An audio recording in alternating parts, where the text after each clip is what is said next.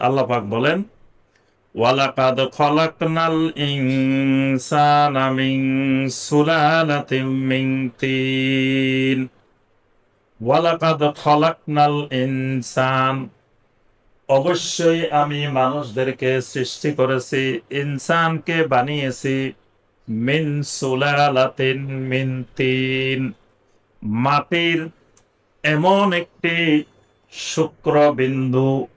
মূলত সৃষ্টি মাটি থেকে, মিন তিন, কিন্তু তিনটাকে আমি সুলালা বানাই নিছি। সুলালা, সুলালা হইল সজোরে প্রবাহিত একটি পানি বিন্দু, এক বিন্দু পানি, মানে এমন পানি যে পানি সজোরে প্রবাহিত হয়, মানে খুব দ্রুত গতিতে বের হয়, এরকম পানিকে বলা হয় সুলালা। এখানে শুক্র বিন্দুকে আল্লাহ পাক নাম দিয়েছেন সুলালা। যে আমি মানুষকে মাটি দিয়ে সৃষ্টি করি, কিন্তু মাটিটাকে একটা শুক্রবিন্দু, একটা পানিতে, পানির ফোঁটায় পরিণত করে দিতেছে। এরপরে পানির ফোঁটাটাকে, শুক্রবিন্দুটাকে কি করি? সুম্মা জাআলনাহু নুতফাতান ফি ক্বারারিম মাকিন। অতঃপর এই সুলালাটাকে একটা নুতফার স্বরূপ, নুতফা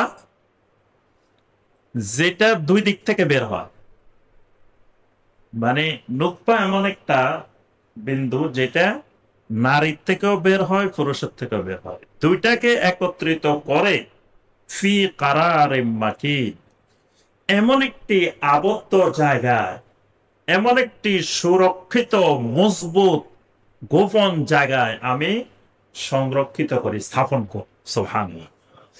যেই জায়গায় আল্লাহ রাব্বুল আলামিন এটাকে স্থাপন করে, নুতফাটাকে, সেটা দুটা বৈশিষ্ট্য বলেছেন, একটা হলো কারার, একটা হলো মাকিন।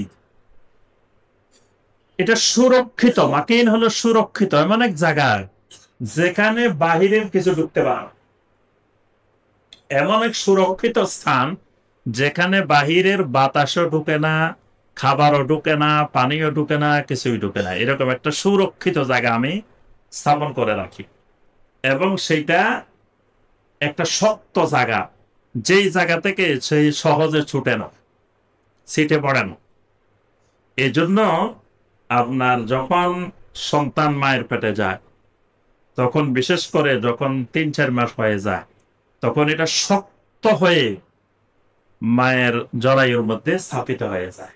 এটাকে বলা হয় কারার, আবদ্ধ গোপনীয় একটা জায়গা। সুম্মা খলাকনান নুতফাতা আলাকাতান, এরপরে ওই নুতফাটাকে আমি একটা আলাকাতান, একটা রক্তপিণ্ডে পরিণত করি। একটা আলাকা, একটা জমাট রক্তবিন্দুতে, রক্তপিণ্ডে পরিণত করিবেন। ফাখালাকনাল আলাকাতা মুদগাতান, এরপরে আমি কয়দিন পরে এই জমাট রক্তবিন্দুটাকে একটা মুদগায় রূপান্তরিত করি। মুদগা মানে এটা জমাট রক্তবিন্দু থেকে এবার আরো শক্ত হয়ে একটা বড় আকারের মুদগা হয়ে যায়। ফাখালাকনাল মুদগাতা ইযামা, এরপরে এই মাংসপিণ্ডটাকে, এই রক্তপিণ্ডটা কয়দিন পরে মাংসে পরিণত হয়ে যায়, মুদগা হয়ে যায়। মুদগা মানে মাংসপিণ্ড, মাংসপিণ্ডে পরিণত। মাংসপিণ্ডটাকে কি করি? ইযামান, এর ভিতরে এবার হাড্ডি স্থাপন করি। মাংসপিণ্ডের ভিতরে এবার হাড্ডি তৈরি হয়, হাড় তৈরি হয়, ইযামা।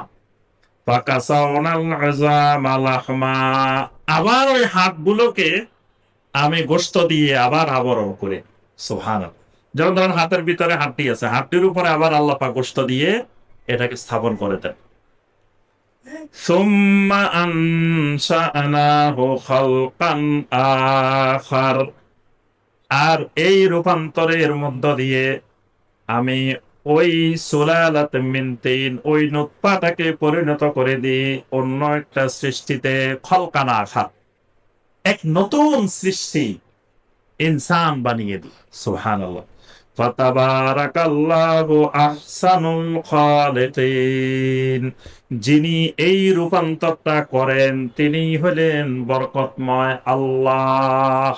ফাতাবারাকাল্লাহ, যিনি এইভাবে তোমাদেরকে সৃষ্টি করেন তিনি হলেন বরকতময় আল্লাহ। তার আর একটা পরিচয় আহসানুল খালিকিন, তিনি কতই না উত্তম, কতই না সুন্দর সৃষ্টিকারী। সুবহানাল্লাহ। এজন্য যদি বলা হয় আল্লাহ কেমন, কি বলবেন? আপনাদেরকে ওদিন শিখিয়ে দিচ্ছি, যদি বলা হয় আল্লাহ কেমন, উত্তর কি হবে?